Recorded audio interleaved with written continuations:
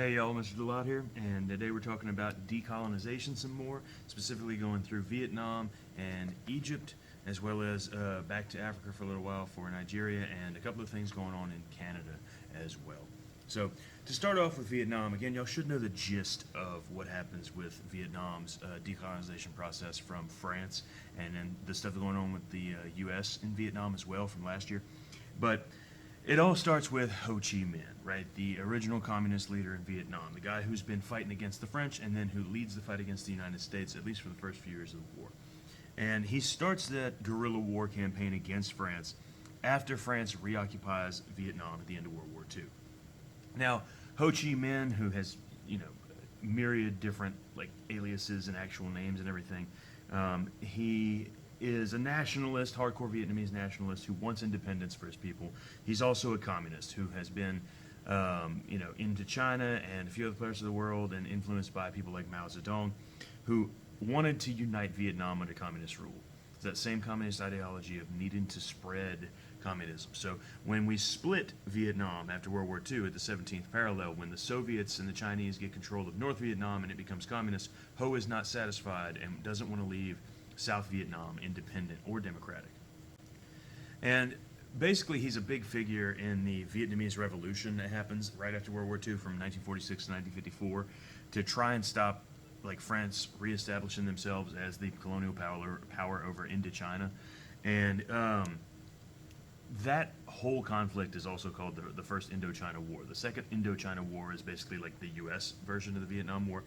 But Ho is involved from the very beginning with this. He has a group that he starts called the Viet Minh, which is just basically a guerrilla warfare army, more or less, that eventually defeated France. Now later that's going to turn into the Viet Cong that fights against the U.S., but the big defeat for France comes in 1954 at a place called Dien Bien Phu. It is the last major French stronghold in Vietnam. And again, you don't need to know most of the details of this, but ultimately what happens is the peace treaty, or the Geneva Accords here, that split Vietnam, split them along the 17th parallel north-south. Very similar to what happened with Korea, right? We split the country along one of these imaginary parallels and say everything in the north is communist, and they join the Soviet Union, basically, get help from them, weapons, supplies, money. And then the south stays more or less democratic and is therefore going to get support from the United States. Now, there were elections that were planned to be held in Vietnam during this time when it was split into two countries. And in 1956, the elections that were going to basically vote on what kind of government all of Vietnam would have got canceled. And to be honest, the reason that they got canceled was mostly over fears in the South that Uncle Ho would come in and win the elections and take over the entire country. And South Vietnam didn't want to be communist, or at least the leadership didn't want to be communist. And so they canceled the elections, which only spurs Ho Chi Minh and his supporters to basically accelerate their plan for taking over the rest of Vietnam. And that's one of the reasons that it turns violent. So North Vietnam invades South Vietnam. Again, just like North Korea, it's the communists that actually do all the invading and everything. And of course, the U.S. is supporting the South. And I mean, even as early as 1954, the U.S. was sending money and advisors and special forces operatives and things like that into South Vietnam to help them with this. But ultimately, we get really heavily involved starting in 1964, sending American troops in large numbers. But we never really have the political will to win Vietnam, us or the South Vietnamese, because the South Vietnamese government, because it's not been exactly democratic, doesn't really have the support of the people. Ho Chi Minh, much like Mao and other communists, has the support of the regular peasantry because he's promising to do things like land reform. The U.S. doesn't want to get involved, and our people here, of course, never support the war as much as they would of something like World War II, because a lot of people here in America see it as not our fight, right? And to kind of showcase the idea that South Vietnam didn't have the support for its own government that Ho Chi Minh did, there were actually a lot of people in South Vietnam that fought for the communists. And for the most part, those guerrilla fighters are going to be known as the Viet Cong. Like I said, it's a guerrilla group based on the Viet Minh in a lot of ways. Sometimes it's outright terrorism where they're doing ambushes, hit-and-run tactics, as well as bombing American troop bases and U.S. installments in the cities, South Vietnamese government installments in the cities. And because of that Viet Cong tactics, like the North Vietnamese had an army, like they had an official army called the NVA, North Vietnamese Army. But the U.S. never actually loses any major battles to them. It's the Viet Cong that are the massive thorn in our side, right? We've talked about this before, how guerrilla warfare and ambush tactics is the only real solution to fighting a big, powerful country that's way stronger than you, right? We've seen this time and time again. We're going to see it again in Afghanistan against the Soviets. We've seen it in Vietnam now. We've seen it with the American Revolution. It's what we did to the Redcoats, right? And it's incredibly effective. Guerrilla warfare is great at doing a lot of damage, killing people, getting that psychological victory, right? Because, I mean, American soldiers in Vietnam have this sense of hopelessness as our casualties mount. And as our expenditures mount, and with casualties too, the people back here in the U.S. really start to hate the fact that we're at war in Vietnam. Especially after Lyndon Johnson gets more and more involved through basically 1968. It was incredibly unpopular. The anti-war sentiment was crazy high here, it was especially among like college kids, and y'all learned about all the protests and everything. Now, Nixon starts the withdrawal from Vietnam as early as 1971 and starts pulling our troops out with the process of Vietnamization, where he basically tries to hand over all this responsibility to the South Vietnamese government. But ultimately that fails because without direct U.S. support, they collapse. And we leave, like the last real American troops pull out in 1973, and we end involvement completely in 1975. But in the year and a half or so between when the U.S. leaves Vietnam and when the war ends, South Vietnam South Vietnam basically collapses, right? The communists come in, the Viet Cong redouble their attacks and everything, and Saigon, the South Vietnamese capital, falls in 1979. And I mean, the scenes that we see coming out of Saigon as the U.S. is like doing our final like evacuation, basically, are just awful. Like, you know, people on the roofs trying to grab onto the helicopters as they're taking off. It's very similar to what happens when the U.S. pulls out of Afghanistan in 2021. Nobody wants to live under this communist regime, and so they all try to get out. Nobody wants to live under the Taliban in Afghanistan. They all try to get out. And I mean, it's just horrible, horrible scenes. Some people do escape, but still, things aren't looking great for us at the end of Vietnam. It's a loss. There's no other word for it. And something like 58,000 Americans get killed. We spend billions and billions and billions of dollars. And then because we end up losing at the end, a lot of people here in the United States start to wonder why, right? Like, did these people die for nothing? Did we spend this money for no reason? And on top of that, there's pretty widespread destruction in Vietnam too. Somewhere between 1 and 2 million Vietnamese died during the war. And the worst part of all is that we lose, and this seems to affirm domino theory, right? The idea that if one country falls to communism, all the other ones around it are in danger of also falling to communism. Because when North Vietnam takes over South Vietnam, right? North Vietnam became communist, now South Vietnam, and then Cambodia and Laos also fell to communism. Now that said, people were freaking out in the 60s and 70s, but the spread ultimately kind of stopped there. It is a failure of containment, but it's also something that proves that domino theory is not 100% going to happen every time either. Anyway, after the war in the 80s, Vietnam does something similar to what China is going to do. They realize that communism kind of sucks if you want to make money and have a decent economy and like have food to eat. And with their economy crashing, they introduce a little bit of economic freedom and some like reforms and things that give people a taste of capitalism. They also reestablished diplomatic relations and trade with the United States to try and prop up their economy. Again, it's a lot like what China does in the second half of the 1900s as well, where the communist government is still in power, right? It's still in a brutal, oppressive regime that has no political freedom at all. But it's not truly communist because communism doesn't work and they don't want to be bankrupt, so they introduce the capitalist reforms. Now, on to Egypt. Remember, Egypt technically gains independence from Britain in 1922, okay?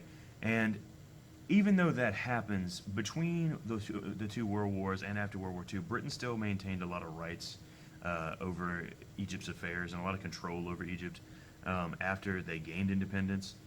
There was an Anglo-Egyptian treaty in 1936 that basically gave Egypt more autonomy, but the thing was, it still left the Suez Canal under British control. And remember, the Suez Canal is incredibly important. It's the second most important trade route in the entire world after only the Panama Canal. Because again, it allows you to bypass all of Africa if you're trying to move between Europe and India and the rest of Asia, right? So it's an incredibly important and incredibly lucrative thing to be able to hold on to as a country. So Britain keeps control over it. And Egypt was basically forced to still allow British military presence in Egypt to protect the canal, right? The British have this big, powerful military. They have that vested interest in keeping the canal open. And after World War II, 5 other Arab countries joined with Egypt to form something called the Arab League, which is pretty much what it sounds like. It's a pan-Arab nationalist and economic organization that is still around today, but it's all about moving away from European influence and towards independence economically and otherwise for these Arab countries.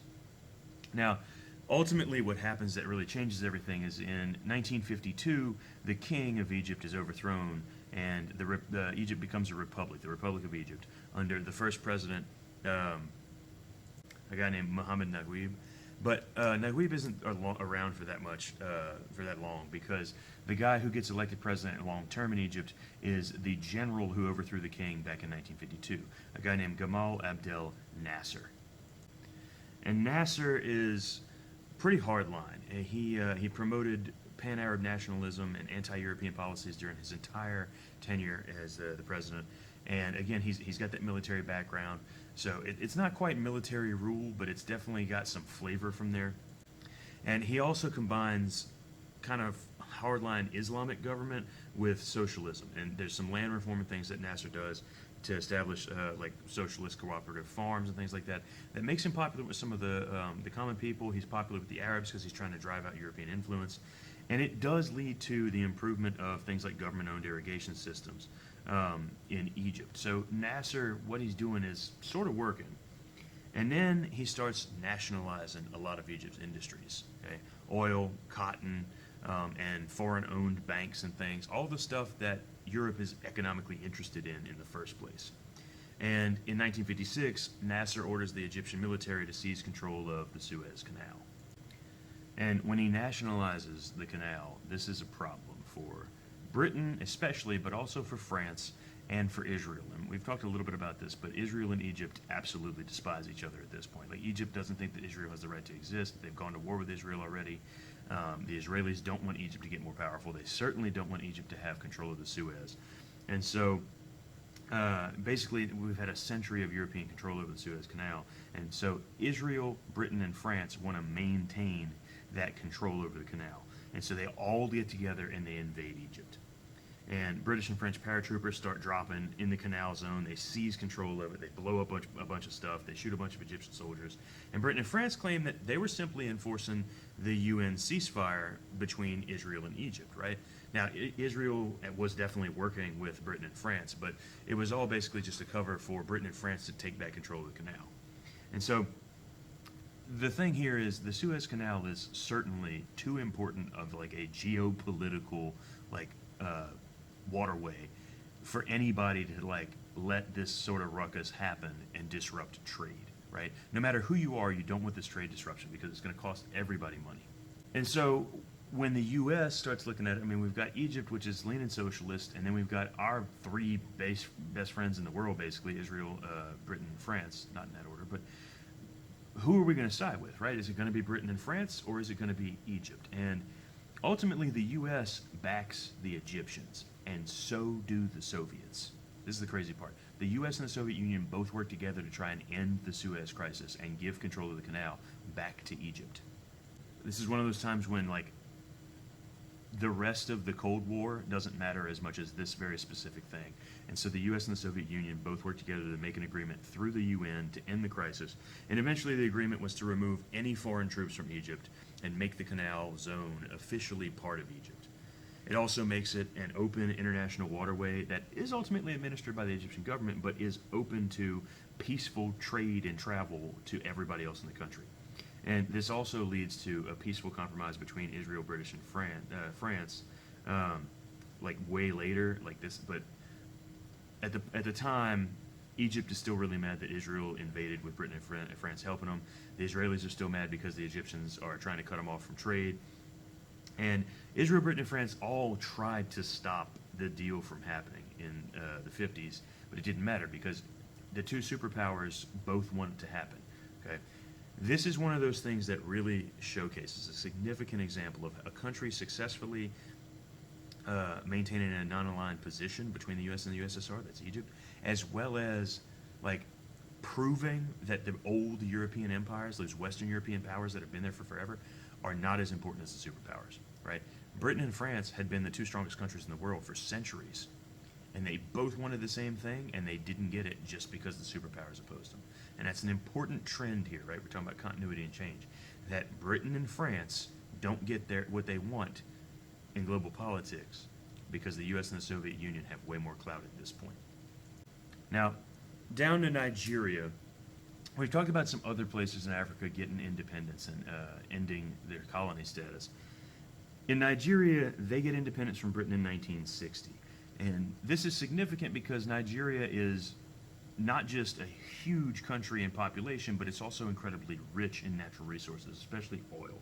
Yeah, the entire region has lots and lots of oil. Even today, Nigeria makes a lot of money off of this because around the Niger River Delta, there's a lot of oil and natural gas, just like around the Mississippi River Delta there is, right? Now, unfortunately for Nigeria, that money isn't going to mean political stability, at least not at first.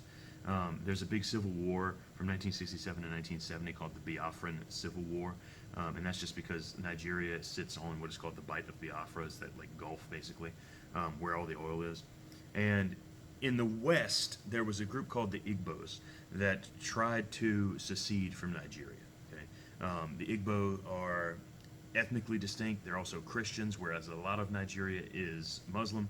And they declared themselves to be a new country. They called themselves Biafra, and they tried to take over pretty much all of the best oil-producing lands, which obviously y'all know that's not going to fly, right? The government of the rest of Nigeria can't let those lands slip away because they're so valuable. But the Biafrans claimed autonomy as a reaction to attacks by Muslims from the Hausa and Fulani ethnic groups. There was a lot of stuff going on, a lot of ethnic tension, just like we see in other parts of Africa, because when Nigeria gets drawn on the map, right, the British aren't paying attention to these ethnic lines. Same thing we've seen in the Middle East, same thing we've seen in other parts of sub-Saharan Africa, where the European colonial borders don't make any sense and lead to a lot of chaos and turmoil and bloodshed. But anyway, there's a brutal civil war for 3 or 4 years in Nigeria, which, of course, the main body of Nigeria wins. And so Biafra is reabsorbed into the rest of the country at the end of the war. And most of the Igbos people that were involved get pardoned, so at least they don't go and like purge the entire ethnic group that started the war. But that said, tribalism did continue to threaten Nigerian territorial integrity, basically through the end of the 1990s. There was a whole series of military coups that lasted all the way up to 1999, when the Fourth Republic of Nigeria got established and they got a little bit more stability. The guy who gets elected president at the end of the century is Olusegun Obasanjo. And I know I'm probably butchering that pronunciation, but that's as close as you're going to get. But he gets elected, and part of his plan was to actually redraw all of the regional and state lines in Nigeria. He made 36 states that basically cut across all those religious and ethnic lines to try and cut down on tribalism. Now, that's not the same thing that the British did. This is actually to try and break up the political power of some of those groups that have been causing issues for decades in Nigeria. And for the most part, it kind of works. But there's still like religious strife in Nigeria, right? Like there's still a pretty significant split between Christian and Muslim in the country. Christians are mostly in the south, Muslims in the north towards the Sahara.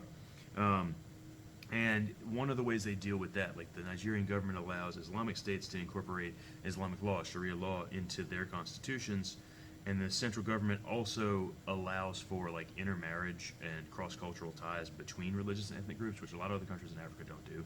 So in Nigeria, it's not uncommon to see families that are both Christian and Muslim, right? Or some members of the family are Christian, some members of the family are Muslim. And that helps with a little bit of that.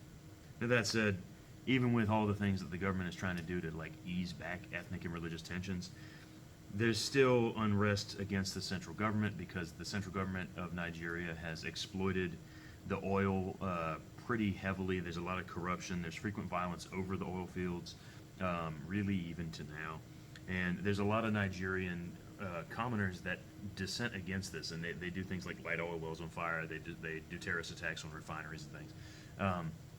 And the Nigerian government has managed to keep most of that under control. Like, we haven't had another outright civil war in Nigeria, but still, it's another example of how after colonialism, people are struggling to make an economy that works, that's not based around one resource or not based around one crop, right? Similar to how we would see in other parts of the world over cotton or sugar.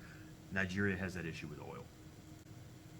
Now, to finish up today, we're going to talk a little bit about Canada and Quebec's so-called silent revolution. So, now, Canada has always had the split between English and French, right? Really since before the French and Indian War, but especially after the French and Indian War, when the British government takes the rest of Canada over, we have all of the old French colonies, right, what is now Quebec, and all of the British colonies. And, I mean, this has been since 1763, and in French Quebec, it's pretty much 100% Catholic. The rest of Canada is English Protestant. And the Quebecois people had always been more aligned culturally, religiously, etc. with France, not with Britain. And there have been occasional attempts by Quebec to like secede and create an independent Quebec, really for centuries. Like since as early as 1763, Quebec has tried to break off from the rest of Canada. And in 1960, they start the so-called Silent Revolution, right? Where the Liberal Party gains much more power in Canada and takes over. They get the first Liberal Prime Minister of Canada with economic reforms that drive a bunch of like reforms for labor and things like that, just like we've seen in other places. But specifically, this Liberal government is going to call for Quebecois independence and is going to spur the growth of like French-Canadian nationalism much more than any government Canada's had beforehand. And the unfortunate thing here is in the 60s, it goes so far as like terrorist bombings by Quebecois nationalists to try and like get Quebec to break off from the rest of Canada. And so it's looking like Canada might split in two, not even because the Quebecois want to do it, but because there's just so much violence that the government might just give in, kind of like what the Irish were trying to do with their terrorist attacks and things like that. Now, fortunately, Pierre Trudeau gets elected prime minister in 1963 and manages to hold Canada together. Now, this is Justin Trudeau's dad, right? But Trudeau comes in, and one, he's French himself, and so the Quebecois nationalists feel more represented because they have one of their own in as the prime minister, so that helps kind of smooth things over. And ultimately, Quebec has been more involved in Canadian politics since then, but that doesn't stop them from wanting to try and break off. There have been several referendums in Canada where Quebec has held a vote on whether they want to leave. And the closest one was actually in 1995. I mean, it was a razor-thin margin where the referendum just barely kept Quebec from seceding from Canada. Now, would the rest of the Canadian government have actually like honored the referendum? Maybe not, but they voted on it and they almost voted to leave the country. And that's still something that some people in Quebec push for today. But anyway, we'll talk a little bit more about decolonization and everything later. That's where we'll stop for today. And, you know, if you're one of the people that's actually listened to the entire video and still have your volume on instead of just like clicking through and all that stuff, the interesting thing here is that in Quebec, first of all, there's like 4 different ways to pronounce Quebec. So I want you to email me how you pronounce it. Do you say Quebec, Quebec, Quebec, Quebec, or something else? Just shoot me a quick email with